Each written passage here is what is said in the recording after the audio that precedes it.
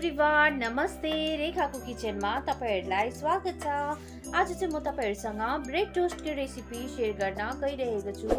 जब तपाईहरुलाई मिठो खानु मन लाग्छ, ज्यादा मेहनत पनि गर्नु मन पर्दैन, तब यो रेसिपी ट्राई गर्न सक्नुहुन्छ। तपाईहरु यो ब्रेकफास्ट मा या टी टाइम मा इन्जोय गर्न सक्नुहुन्छ या तपाईहरु नानीको लन्च मा पनि हाल्दिन सक्नुहुन्छ। अब चाहिँ हामी रेसिपी सुरु गर्नुपर्छ। मैले चाहिँ यहाँ दुईटा अंडा लिएको छु। तपाईहरु अंडा फुटाउँदाखेरि चाहिँ अलगै फुटाएर हाल्नुस् होला, कोही बेला बिग्रेको अंडा पनि पर्न सक्छ। यसमा हाले मैले नुन, रेड चिली पाउडर, पिज्जा सिजलिङ चाहिँ अप्सनल हो, यदि तपाईहरुकोमा छ भने हाल्नुहोस्, छैन भने नहाल्दा पनि हुन्छ।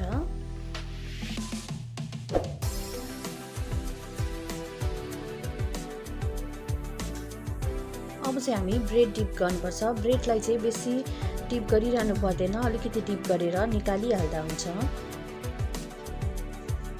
हाम्रो चाहिँ ब्रेड सबै डिप भइसकेको छ। अब चाहिँ हामी यसलाई टोस्ट गर्नुपर्छ।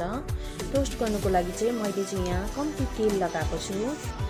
मिडियम फ्लेममा एकपट्टि 30 सेकेन्ड एकपट्टि 30 सेकेन्ड टोस्ट गर्नुभयो भने हुन्छ।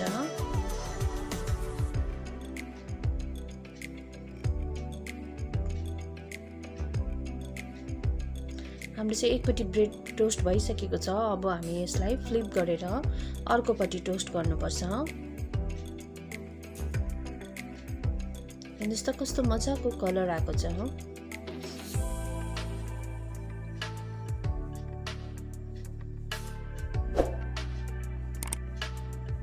हाम्रो चाहिँ ब्रेड दुईपट्टि टोस्ट भइसकेको छ। अब चाहिँ हामी यसलाई निकाल्नुपर्छ।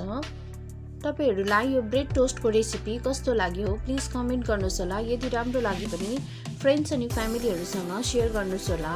यो ब्रेड टोस्ट को रेसिपी एकपल्ट ट्राई गर्नुस् होला। ब्रेड हेर्नुस् त कस्तो मजाको कलर आएको छ। यसरी बनाउनु भयो भने चाहिँ सफ्ट बनिन्छ। मैले चाहिँ यहाँ टमेटो सससँग सर्भ गरेको छु। तपाईहरु अचार या चियाहरुसँग पनि खान सक्नुहुन्छ। यदि तपाईहरु मेरो च्यानलमा नयाँ हुनुहुन्छ भने प्लिज मेरो च्यानललाई सब्स्क्राइब गर्नु नबिर्सनुहोस् होला।